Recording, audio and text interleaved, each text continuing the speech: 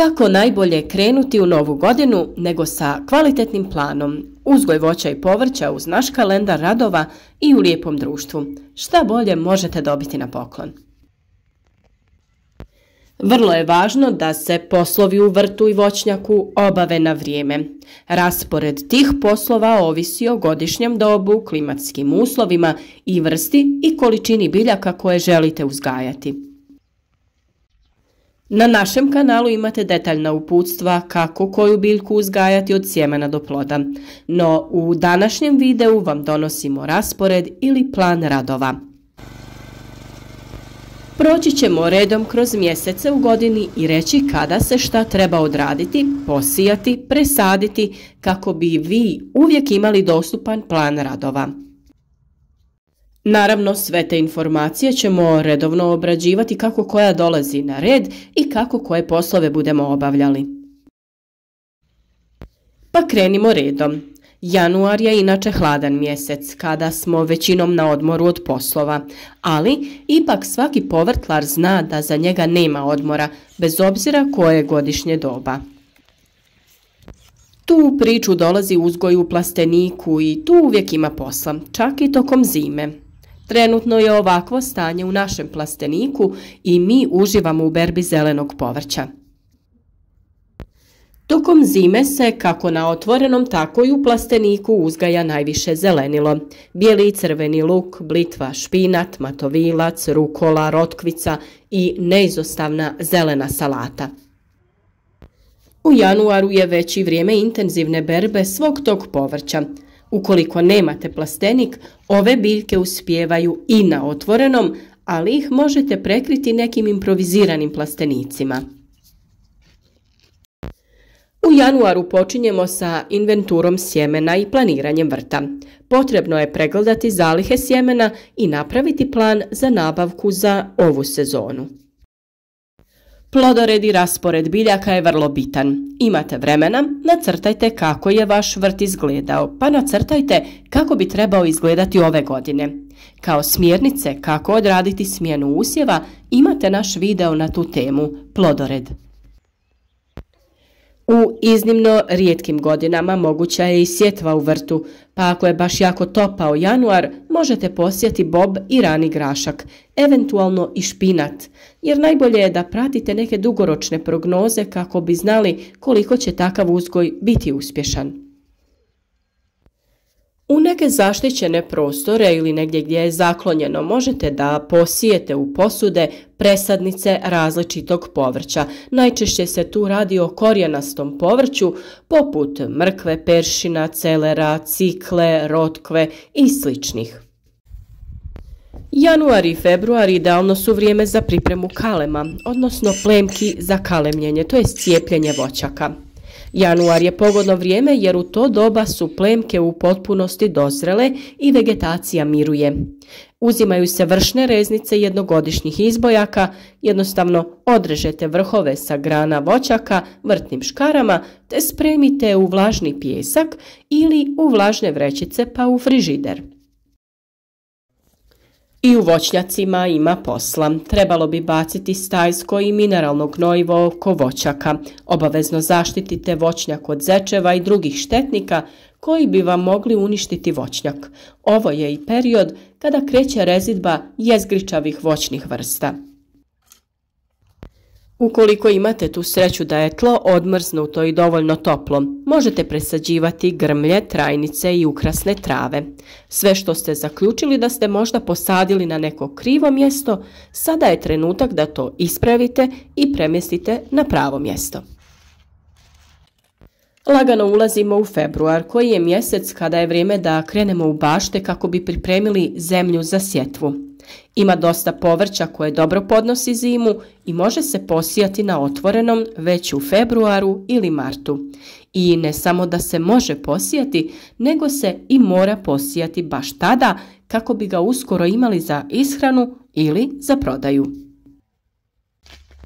U zemlju je potrebno unijeti stajsko gnojivo ili neko umjetno gnojivo po vašem izboru, ovisno o vrsti zemljišta u koje sijemo povrće, o prethodnim kulturama koje su tu uzgajane i naravno samoj potrebi zemljišta za određenim hranjivima.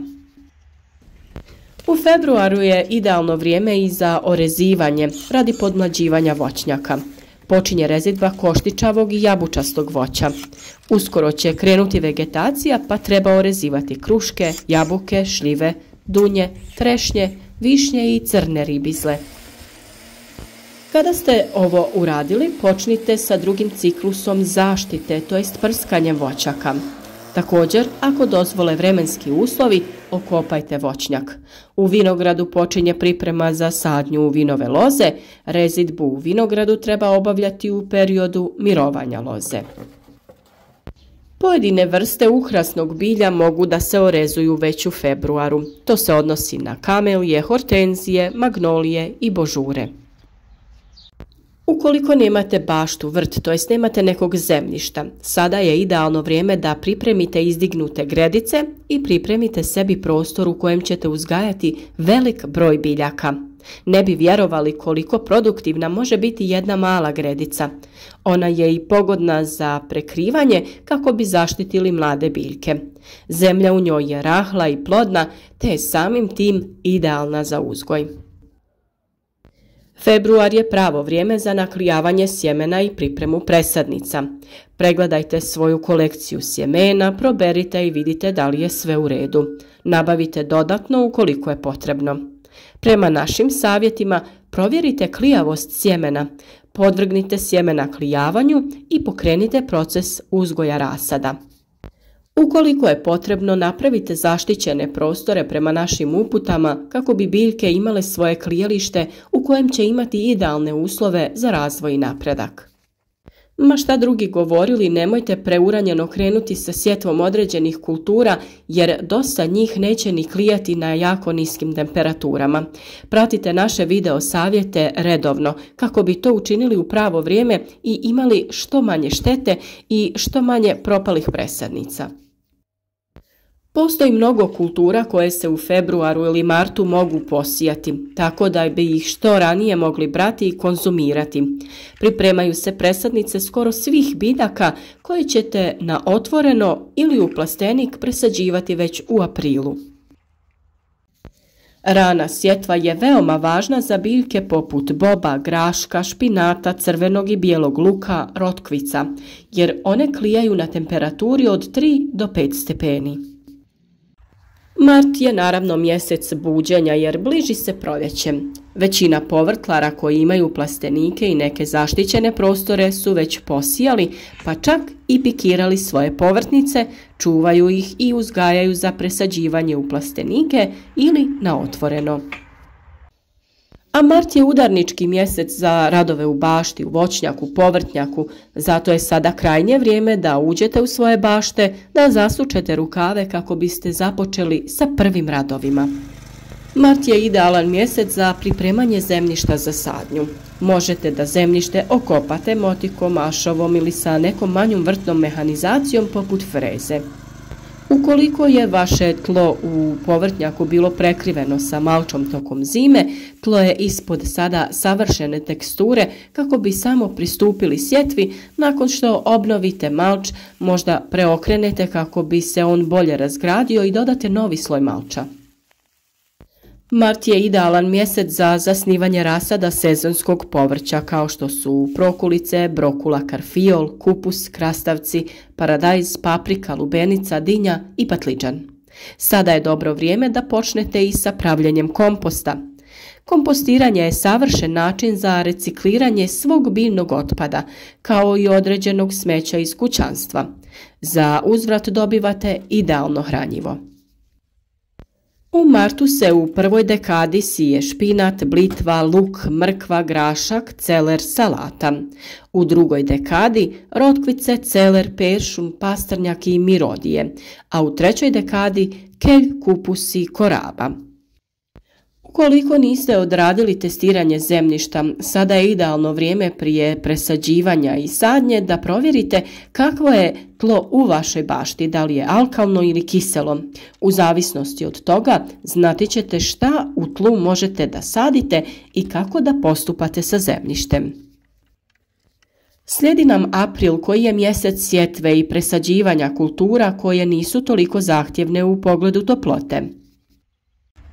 Dani postaju sve duži i topliji, a radovi u bašti sve intenzivniji. Ovo je mjesec njegovanja presadnica, ali i mjesec u kome sadimo i sijemo mnoge biljne vrste. Česta je pojava mraza i sa sjetvom nekih kultura poput mahuna treba još pričekati i odložiti je do kraja ovog mjeseca ili početka maja. Svakako vi najbolje poznajete kakvi su klimatski uslovi u predjelu gdje živite, ali nemojte preuraniti sa uzgajanjem određenih vrsta biljaka jer bi mogli imati velike štete, a to stvarno ne želimo.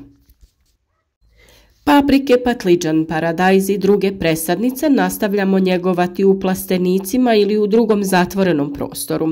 Biljke su sada u osjetljivoj fazi rasta i razvoja, a vremenske prilike se brzo smjenjuju. Ukoliko ih još niste posijali, početak aprila je zadnji termin za njihovu sjetvu. U ovom mjesecu obavite i sjetvu krastavca, tikvica, bamije, ukoliko ćete ih uzgajati iz presadnica.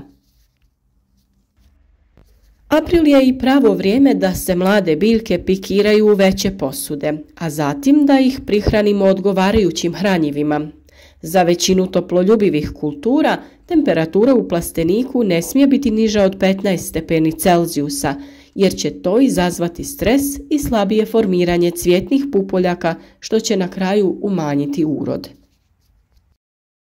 April je mjesec sjetve i sadnje kultura koje nisu toliko zahtjevne u pogledu toplote. Idealno je vrijeme za sadnju krompira, a osim krompira sade se i presadnice kupusnjača koje smo ranije pripremili. Obavlja se sjetva mrkve, peršuna, pastrnjaka i drugog povrća, začinskog, ljekovitog i ukrasnog bilja direktno u tlo. Prije sjetve potrebno je pripremiti gredice ili sjetvena mjesta. Sjeme će lakše niknuti u dobro pripremljenom zemljištu, a presadnice i reznice će lakše da se ukorijene.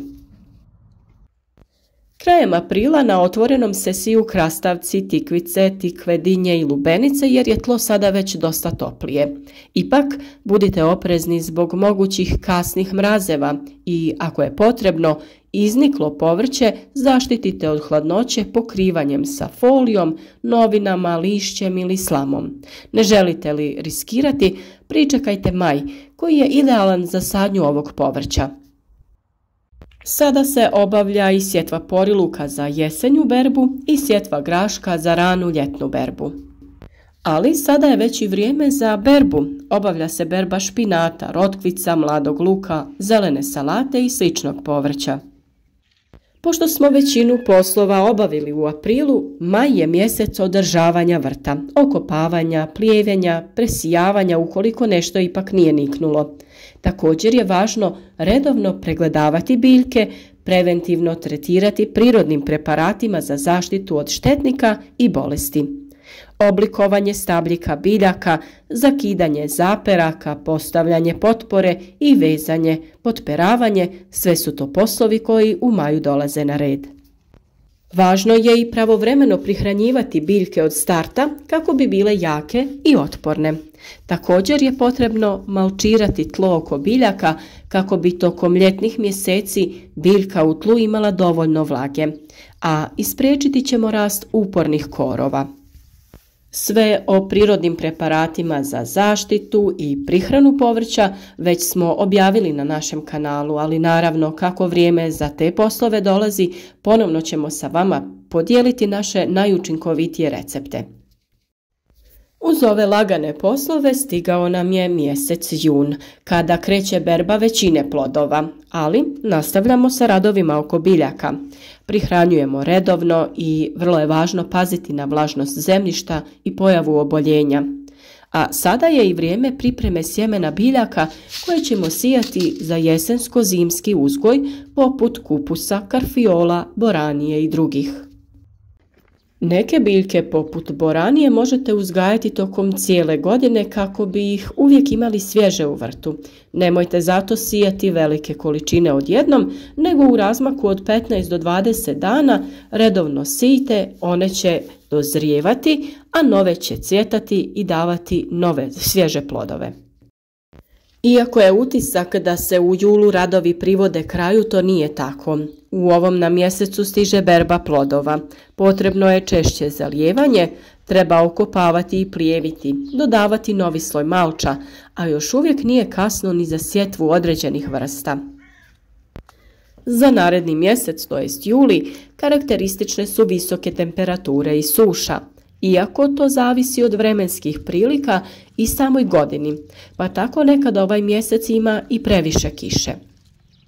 Sada treba napomenuti da plodovito povrće posebno treba vlagu jer je ovo mjesec kada ono dozrijeva, a kako bi bilo što kvalitetnije, potrebno je osigurati mu vodu, ali i prihranu tekućim hranjivima. Sada se i pojavljuje vršna trulež plodova, taman prije nego želimo nešto ubrati, na plodu se pojave neke crne mrlje pri dnu. Zato je važno da pri sadnji i cijelo vrijeme tokom uzgoja na vrijeme dodajemo kalcij u nekom obliku kako bi spriječili pojavu ovakvog oboljenja. Uvijek napominjemo da treba održavati kvalitetan sloj malča, jer malčirani vrtovi su zdraviji, otporniji na sušu, eroziju tla, smanjuje se rast korova, ali i prisutnost nekih štetočina. Mi smo oko naših biljaka ponovili malčiranje i dodali novi sloj slame. Juli je mjesec kada dozrijevaju plodovi paradajza i paprike, a njih je važno brati pravovremeno i redovno, kako bi se pospješilo dalje cvjetanje, zametanje i dozrijevanje plodova. Osim njih, tu su i mahune i krastavci, koje također treba brati redovno kako bi što bolje plodonosili. Beru se i tikvice, dinje, kupus, kelj, karfiol, koraba, poriluk, a vrijeme je i da se iz tla vade luk, krompir, bijeli luk, mrkva i peršin. Berba graška za one koji su ga posijali kasnije privodi se kraju. Dakle, juli je vrijeme pravog izobilja i prekrasnih plodova u vrtu, pa se nadamo da ćete uživati u njima. Iako se mnogima čini da je upravo juli mjesec vrhunac vrtlarske sezone, to nije tačno. Nakon što se gredice oslobode, imamo prazan prostor za ponovnu sjetvu ili sadnju, a siju se vrste koje imaju kraću vegetaciju i brzo dozrijevaju. Brzom nicanju pogoduje i to što je tlo u julu toplije. Može se sijati kasna koraba, rotkvica, endivija, ali i niske sorte graha koje imaju kratku vegetaciju. Saditi se mogu kupus, kelj, koraba i karfiol, a kako se salata sije cijele godine, tako može i u julu. S obzirom na to da je ovo povrće posijano kasno i da je juli mjesec sa manjim obimom padavina, u takvim uslovima posađene biljke će trebati češće zalijevati. Mnogima se često dogodi da krastavci koje su ranije posijali ili posadili u ovo vrijeme obole te krenu da se suše. Sada je bitno da znate da nije kasno da posijete krastavac ponovo. Bitno je samo da mu osigurate dovoljno vlage i imati ćete novu rundu ukusnih plodova krastavaca. Mahune su povrće kao naknadni postrni usjev koje se može sijeti u julu, ali mi smo probali i sjetvu u augustu i pokazalo se odlično. Obično je sjetva na mjestu ranog kupusa, graška, luka srebrenjaka ili salate idealno mjesto. Ako tokom 7. mjeseca bude puno vlage, biti će i gljivičnih oboljenja, što uz povišenu toplotu čini idealne uslove za brže širenje. Najčešće u vrtu oboljeva plodovito povrće, stoga pratite pojavu bolesti i vremenske uslove, te reagujte na vrijeme ukoliko želite da vaši prirodni preparati budu djelotvorni. August je vrijeme izobilja povrća, ali je i vrijeme za sadnju određenih biljaka. U prvom redu radi se o zeljastim biljkama poput salate, špinata, peršina, rukole, ali i krastavaca, boranije, tikvica i sličnog povrća. Sada je i pravo vrijeme za napraviti nove sadnice lavande i ružmarina pomoću reznica. U augustu se pomoću reznica također mogu razmnožavati različite cvjetnice. Pored povrća, sada je pravo vrijeme da uredimo postojeće ili posadimo nove jagode, uklanjamo bolesno lišće i okopavamo ih.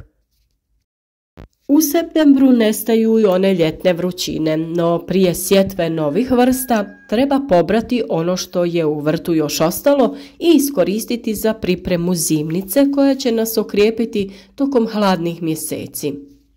Traje intenzivna berba paradajza od kog se priprema sos i druga zimnica, kao i paprike i patliđana za ajvar te krastavci koji se kisele. Također možemo brati i blitvu, celer, ciklu, poriluk, kupus i slične biljke. Što se tiče berbe voća, dozrijevaju jesenje sorte jabuke, kruške, lješnjaci, orasi, a na Mediteranu smokve. Mnogo je vrsta povrća koje se mogu uzgajati tokom zimskog perioda. Te vrste se siju i sade tokom jeseni i dostupne su nam tokom zime. U južnim predjelima mogu se uzgajati na otvorenom, dok se na kontinentu mogu uspješnije uzgajati u plastenicima, niskim tunelima ili prekrivenim gredicama. Zatvoreni prostori će štititi biljke od niskih temperatura, mraza, vjetra i snježnih padavina. Kraj septembra i oktobar su idealni za sjetvu i sadnju kupusnjača, crvenog i bijelog luka, raznih salata, mrkve, korijandera, repe, rotkvice, crne rotkve, rukole, špinata, graška i sličnih biljaka, jer oni tokom ljeta ne podnose vrućine i brzo odu u sjeme. Krajem septembra možete posaditi i zimzeleno drveće i grmlje, a vrijeme je i za sadnju lukovičastog i gomoljastog cvijeća koje je otporno na hladnoću, poput visibaba, zumbula i narcisa. Oktobar je mjesec kada mnoge kulture završavaju svoju vegetaciju, ali ovo je i mjesec sjetve i sadnje. Oktobar je također mjesec radova u bašti i pripreme za sljedeću sezonu. U zavisnosti od načina održavanja bašte vrši se priprema tla, oranje, dodatno malčiranje ili pravljenje gredica. Obavlja se sadnja i sjetva zimskog povrća, nastavlja se sjetva i sadnja presadnica zimskih sorti zelene salate, sadi se crveni i bijeli luk. A također ovo je mjesec zaštite voćnih stabala. Nakon opadanja lišća vrši se sanitarna rezidba i uklanjanje slomljenih grana, grana na kojima su uočljivi simptomi nekog oboljenja. A jesen je i najbolje vrijeme za kupovinu sadnog materijala. U ovom periodu se u rasadnicima nalaze spremne sadnice različitih voćnih vrsta. A novembar i decembar otprilike imaju jednake uslove za uzgoj i obavljanje radova. U voćnjaku se okopavaju, prihranjuju i orezuju razne voćne vrste. Važno je odraditi zaštitu od bolesti. A kao što smo već napomenuli, tokom hladnog zimskog perioda u vrtu mogu prezimiti razne povrtne vrste, a još će bolje uspijevati u plastenicima.